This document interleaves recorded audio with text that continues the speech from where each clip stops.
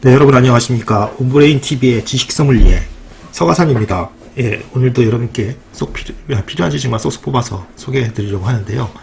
여러분 혹시 결정장애 있으신가요? 예, 저는 결정장애가 좀 심한 편인데요.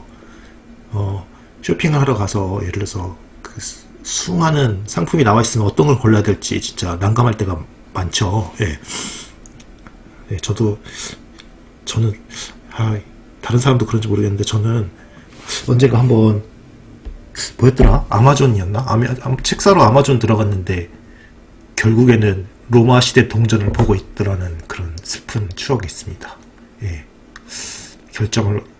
결정이라기보다 클릭을 계속 하다 보니까 어느 시점에 로마 시대 동전을 구경하고 있더라고요. 예.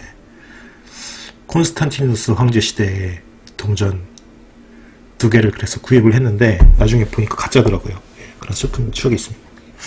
예, 오늘은 이런 결정에 대한 여러분 그런 사람들이 결정할 때 얼마큼 시간이 걸리고 또 얼마나 많은 정보가 얼마나 적절한 정보가 있어야 선택을 최적화할 수 있나 이런 문제를 연구하신 분이 계신가 봐요. 그래서 그 사람들의 어떤 이론을 소개해 드리려고 합니다. 예, 법칙을 소개해 드릴 텐데요. 힉과 하이먼의 법칙, 힉-하이먼의 법칙이라는 이름을 가지고 있는 그러한 법칙입니다. 사람 이름이죠. 예. 이거는 힉-하이먼 법칙이라는 것은 인지심리학과 인터랙션 디자인 분야에서 사용자에게 주어진 선택 가능한 선택지의 숫자에 따라서 사용자가 결정하는데 소요되는 시간이 결정된다는 법칙이다. 그렇죠? 그리고 인지심리학 같은 거는 이제 인간이 정보를 처리하는 과정이라든지 그러한 메커니즘에 대해서 연구하는 심리학의 분야죠. 그렇죠? 근데 인터랙션 디자인이라는 거는 이제 상호작용하는 어떤 그러한 디자인. 그러니까 여러분, 지금 제가 이렇게 방송을 하고 있는 어떤 매체들 있잖아요. 뭐 유튜브, 뭐 네이버 TV, 또 무슨 요즘에 카카오 TV라는 것도 있는데 여러 가지 매체들 같은 거 보면, 그 동영상을 어떻게 노출하느냐, 이런 걸 굉장히 그 알고리즘을 최적화하려고 되게 노력하죠. 그렇죠? 그러니까 사용자들이 어떻게 해야 가장 편의적일 수 있고, 가장 편리하고 사용자들한테 편리하게 느껴지는 것인지 이런 것들이 다 이제 이런 힉-하이먼의 법칙 같은 걸 이제 반영하고 있다고 생각하시면 돼요. 그러니까 실생활에서 굉장히 중요한 그런 법칙이고, 여러분이 혹시 홈쇼핑을 열려고 한다든지 아니면은 동영상을 이렇게 컨텐츠를 이렇게 만들려고 하시는 컨텐츠 크리에이터 같은 분이 되시려고 한다면 이것 좀 알아두는 것도 굉장히 도움이 될 것 같습니다. 예. 그래서 이것의 주된 이론의 핵심은 일반적으로 사람들이 가능한 선택지의 묶음을 한 번에 하나씩 고려하지 않는다는 데에서 기인한다. 그러니까 선택지의 묶음이 있으면 그것을 순차적으로 사고한다는 거죠. 그렇죠? 그러니까 한 번에 동시에 아니구나. 일반적으로 사람들이 가능한 선택지의 묶음을 한 번에 하나씩 고려하지 않는다는 데에서 기인한다?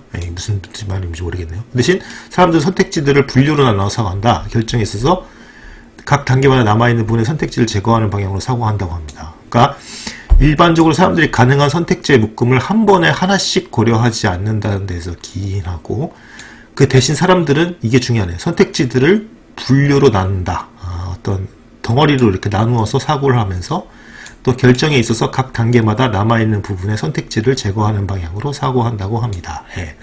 어떠한 것을 결정하는데 각 단계에 있는데 그 중에서 나머지 것들은 제외하고, 그렇죠? 그 다음에 그것을 선택한다 이런 거죠. 예. 그래서 힉의 법칙은 5개 선택지 밑에 있는 각각 2개의 선택지를 선택할 때보다 5개의 선택지 밑에 있는 각각 2개의 선택지, 이 그림을 한번 나타내 볼까요? 예. 예를 들어서 하나, 둘, 셋, 넷, 5개의 선택지에서 예를 들어서 이렇게 2개씩 있다고 하면, 이렇게 2개씩 나눠진다고 하면, 이런 식으로, 예. 어쨌든 이거는 그래서 여기 이렇게 5개의 선택지가 있고, 여기 예를 들어서 동영상이라든지 상품 같은 게 이렇게 2, 셋, 넷, 다, 7, 8, 9, 10개 있는 것, 이거보다 어떤 게 더 잘 되냐면, 어떤 게 더 선택이 빨리 되냐 하면 10개의 선택지가 요 하나에 여기서 여기 이렇게 하나, 둘, 셋, 넷, 5, 6, 7, 8, 9, 10, 뭐 이렇게 있다고 해보세요. 이렇게. 그럼 여기에 이렇게 있다. 10개가 있다. 여기서 이렇게 5개 분류가 있는 데서, 이제서 고르는 이렇게 되는, 그렇게 덩이가 이렇게 많이 지어있는 것보다 한 덩이에 10개가 이렇게 있는 거. 하나의 어떤 그런 큰, 어떤 그것에, 그, 선택지에 있는 작은 이런 게 더 세분화되어 있는 거. 이게 오히려 더 빠르다라는 것을 알 수 있다고 주장을 하는데, 예, 그렇다고 합니다. 그래서 이것에 따르면 선택 가능한 메뉴들을 분류로 다층화하여 드롭다운 메뉴로 만드는 것보다 동시에 보여주는 것이 더 효율적일 수 있다. 그래서 동시에 보여주는 것이 효율적일 수 있다라는 겁니다. 그러니까 예를 들어서 어떤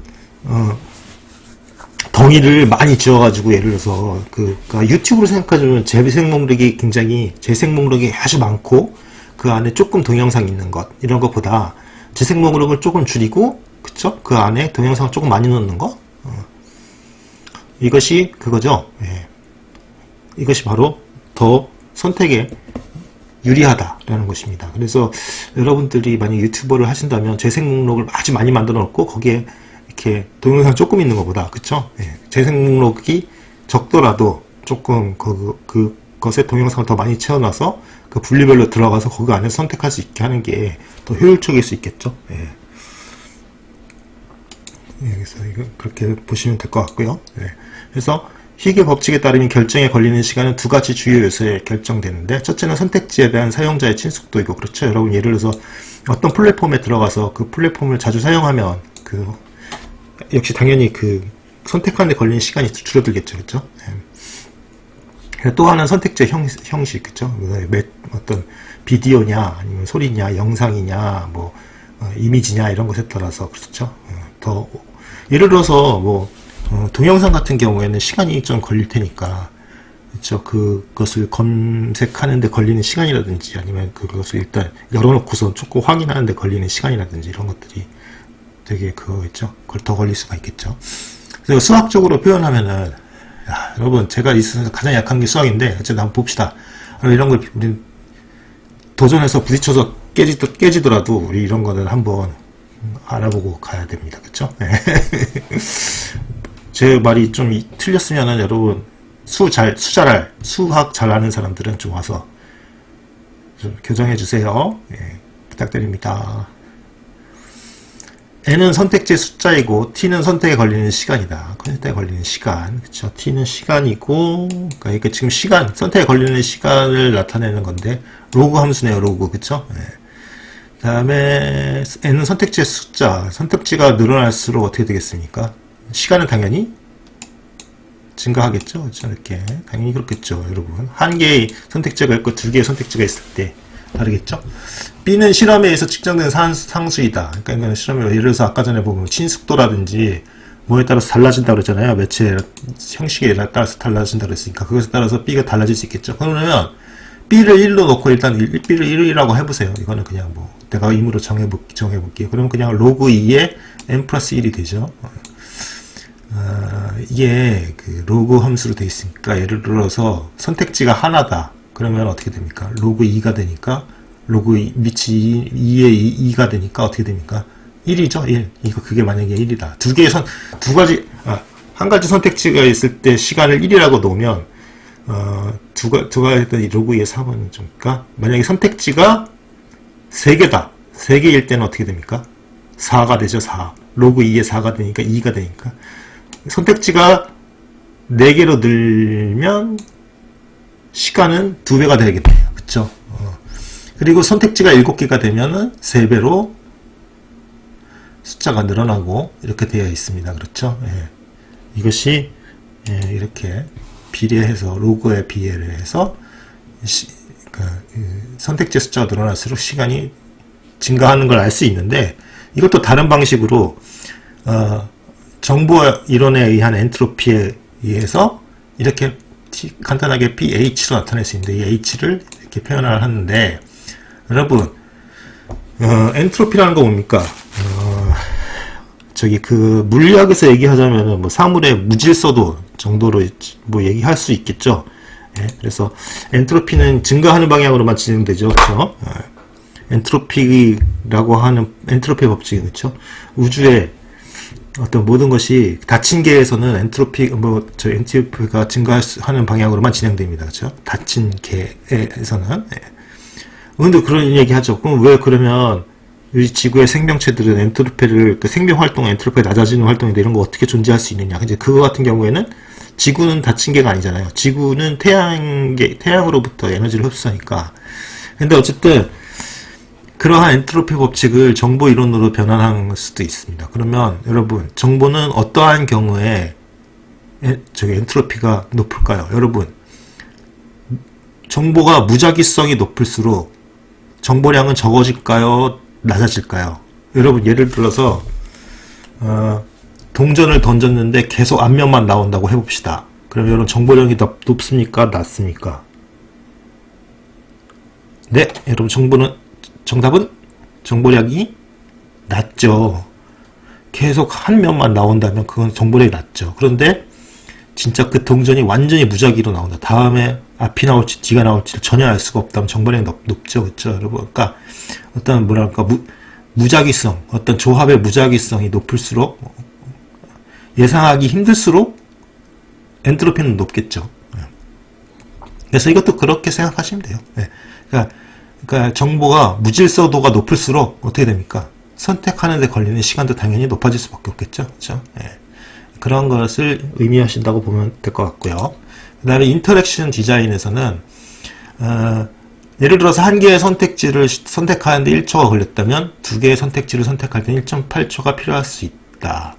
선택지 수가 증가하게 되면 선택 반응 시간도 다 같이 증가하죠. 그렇겠죠. 당연히 그렇겠죠. 그래서 선택지의 숫자를 줄이기 위해서, 그러니까 여러분, 그러니까 사람들한테 더 그 선택을 할 때 편리하게 만들게 하려면 먼저 제시되는 정보량을 가능한 한 줄이는 게 제일 좋은데, 여러분, 그거 현실적으로 불가능한 경우가 있죠. 여러분, 우리가 뭔가 상품을 팔거나 해야 되는데, 그렇죠? 예를 들어서 여러분, 우리가 무슨 스포츠 의류, 스포츠 신발 이런 거 파는 데 들어갔는데 무슨 막 섞여 있다 그럴 때 여러분 역시 그러면은 굉장히 혼란스럽잖아요. 근데 그거를 잘 선택하게 만들려면 바로 정보를 이렇게 의미 덩이로 묶어주는 건 이게 되게 중요하죠. 그렇죠? 여러분, 인간은 이렇게 범주화시키는 능력이 뛰어나잖아요. 그래서 근데 의미 덩이로도 만들어요. 근데 많아요. 그렇게 해도 많다면 정보를 계층으로 구조화시킨다라고 하는 거죠. 그래서 다단계 메뉴 구조 절차를 나누는 구조. 여러분, 쇼핑 사이트부터 시작해서 동영상 사이트 이런 거 보면 지금 다 이런 식으로 돼 있죠. 그렇죠? 메뉴도 예를 들어서 신상품부터 이렇게 한다든지 아니면은 이런 식으로, 그쵸? 시계 같은 거 가도 무슨 특정 시계 얘기하기 좀 그렇지만 어떤 시계 가면은 무슨 어디에 특화돼 있고 무슨 진흙 같은 거 묻어도 안 되는 거 또 다이버 시계라고 해서 물속에서 괜찮은 아주 오래 버티는 이런 식으로 막 나눠가지고, 그쵸? 그렇게 해서 선택을 편하게 만들어주죠. 그쵸? 그래서 정보의 우선순위를 줘서 더 중요한 정보는 많이 노출시키고 덜 중요한 정보는 노출시키지 않고 사용자 선택에 의해서 노출되도록 만든다. 이런 거 여러분, 이거 어디선가 다 들어본 듯한, 여러분들 가면 이런 이야기 많이 하는 동영상들이 있어요. 여러분, 예를 들어서 유튜브로 돈 버는 법이라든지 구독자 몇 명 모으는 법 이런 거 하면은 이런 거 굉장히 이런 얘기 많이 하거든요. 그러니까 힛과 하이먼의 이 법칙, 이거 굉장히 현대 사회에서 굉장히 속속들이 지금 침투해 있는 그런 이론인 것 같습니다. 여러분들 이걸 잘 숙지해 두시고 이러한 요령에 따라서 여러분들이 예를 들어서 사업을 하시든지 아니면 컨텐츠 크리에이터를 하시든지 할 때 응용해 주셨으면 되게 좋을 것 같습니다. 저도 한번 잘 이런 것들을 곱씹어서 생각해보고 제 유튜브를 조금 더 여러분들이 보기 편하게 만들 수 있도록 좀 노력을 해보도록 하겠습니다. 여러분. 감사합니다. 이상 서가산이었고요. 다음에 더 좋은 정보로 찾아뵙겠습니다. 좋아요와 구독은 콘텐츠 제작에 큰 힘이 됩니다. 감사합니다.